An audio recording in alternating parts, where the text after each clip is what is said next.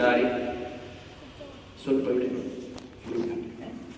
ಭಕ್ತಿ ಭಂಡಾರಿ ಜಗಜ್ಯೋತಿ ಬಸವೇಶ್ವರರ ಜಯಂತಿ ಈ ದಿನ ನಮ್ಮ ಈ ಪಂಚಮುಖಿ ವ್ಯಕ್ತಿತ್ವ ಶಿಬಿರದಲ್ಲಿ ಆಯೋಜನೆ ಮಾಡಿದ್ದೇವೆ. ಏನಂತ ಹೇಳಿದ್ರೆ ಇವತ್ತು ಕಾಯಕದ ಮಹತ್ವ ಎಲ್ಲರಿಗೂ ಗೊತ್ತಾಗ್ತಾ ಇದೆ. ಅವರು ಹೇಳಿದ್ದು ಕಾಯಕವೇ ಕೈಲಾಸ ಅಂತೇಳಿ.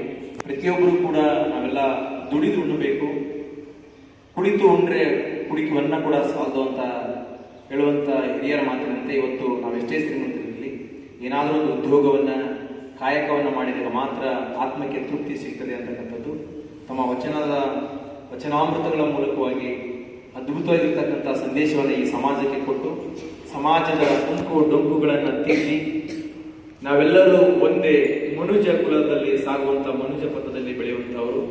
ಈ ಭೂಮಿ ಮೇಲೆ ಇರ್ತಕ್ಕಂಥ ಮಾನವರು ಒಂದು ಹೆಣ್ಣು ಒಂದು ಗಂಡು ಜಾತಿ ಬಿಟ್ರೆ ಇನ್ನು ಯಾವುದೂ ಇಲ್ಲ. ನಾವೆಲ್ಲ ಒಳ್ಳೆಯ ಮಾನವರಾಗಿ ಬದುಕಬೇಕು ಈ ಭೂಮಿ ಮೇಲೆ ಅಂತಕ್ಕಂಥ ಸಂದೇಶವನ್ನು ಸಾರಿದಂತಹ ಮಹಾನ್ ಮಾನವತಾವಾದಿ, ಈ ಒಂದು ಸಮಾಜದ ಉದ್ಧಾರಕ ಬಸವಾದಿ ಪ್ರಮುಖರಲ್ಲಿ ನಮ್ಮ ಬಸವಣ್ಣನವರು ಕೂಡಲ ಸಂಗಮದಲ್ಲಿ ನಾವೆಲ್ಲ ನೋಡಿದಂತೆ ಒಳ್ಳೆಯ ಒಂದು ಸಂದೇಶವನ್ನು ವಚನಾಮೃತ ಮೂಲಕ ಕೊಟ್ಟಿದ್ದಾರೆ.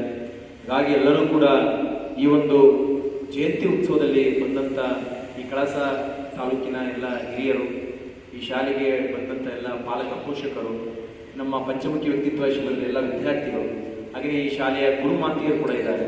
ಅವರೆಲ್ಲರೂ ಕೂಡ ಈ ಒಂದು ಬಸವ ಜಯಂತಿಯ ದಿನದಂದು ಉಪಸ್ಥಿತರಿದ್ದೀರಿ. ತಮಗೆಲ್ಲ ಬೆಳಗಿನ ಶುಭೋದಯದೊಂದಿಗೆ ಬಸವಾದಿ ಶರಣಾರ್ಥಿಗಳನ್ನು ತಿಳಿಸುತ್ತಾ ತಾವೆಲ್ಲ ಕೂಡ ಬಸವಣ್ಣನವರ ಭಾವಚಿತ್ರಕ್ಕೆ ಪುಷ್ಪಾರ್ಚನೆ ಮಾಡುವ ಮೂಲಕ ತಮ್ಮ ಭಕ್ತಿಯನ್ನು ಸಮರ್ಪಿಸಬೇಕು.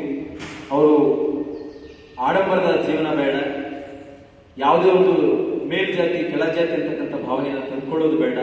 ನಾವೆಲ್ಲರೂ ಕೂಡ ಇಂದಿನ ಸಮಾಜದಲ್ಲಿ ಒಂದಾಗಿ ಒಗ್ಗಟ್ಟಾಗಿ ದುಡಿಯುತ್ತ ಬೆಳೆಯೋಣ, ಕಾಯಕ ಯೋಗಿಗಳಾಗೋಣ ಅನ್ನುವಂತಹ ಸಂದೇಶವನ್ನು ಕೊಟ್ಟು ವಚನಗಳನ್ನ ಹೇಳ್ತಾ ಬಂದಿದ್ದಾರೆ. ತಾವೆಲ್ಲ ಪುಷ್ಪಾರ್ಚನೆ ಮಾಡಿ ಜ್ಯೋತಿ ಮುಂದೆ ಇಟ್ಟು ಜ್ಯೋತಿ ಬೆಳಗುವಂತ ಸಂದರ್ಭದಲ್ಲಿ ನಾನೊಂದು ವಚನವನ್ನು ಹೇಳಿಕೊಡ್ತೀನಿ, ತಾವೆಲ್ಲ ಹೇಳಬೇಕಂತ ಎಲ್ಲ ಬಸವಾದಿ ಬಂಧುಗಳಲ್ಲಿ ತಿಳಿಸ್ಕೊಡ್ತಾ ಇದ್ದೇನೆ. ಬನ್ನಿ ಎಲ್ಲರೂ ಬನ್ನಿ, ಬಂದು ಪುಷ್ಪವನ್ನು ಹಾಕಿ ಇಲ್ಲೆಲ್ಲ ನಿಂತುಕೊಳ್ಳಿ.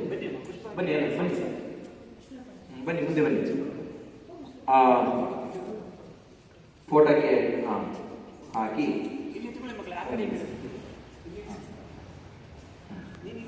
ಬನ್ನಿ ನೀವೆಲ್ಲ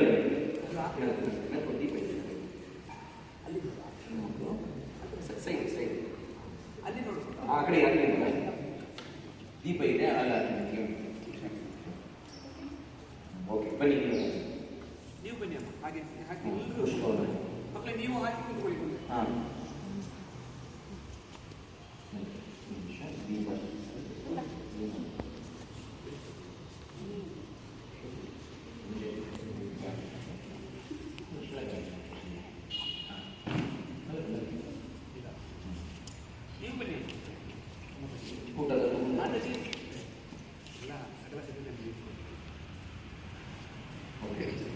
ಓಕೆ ಎಲ್ಲರೂ ಕೂಡ ಪಕ್ಕಕ್ಕೆ ಬನ್ನಿ, ಗ್ರೂಪ್ ಕೊಟ್ಟಲ್ಲ ಎಲ್ಲ ಕೈ ಮುಗಿದು ನಿಂತ್ಕೊಳ್ಳಿ.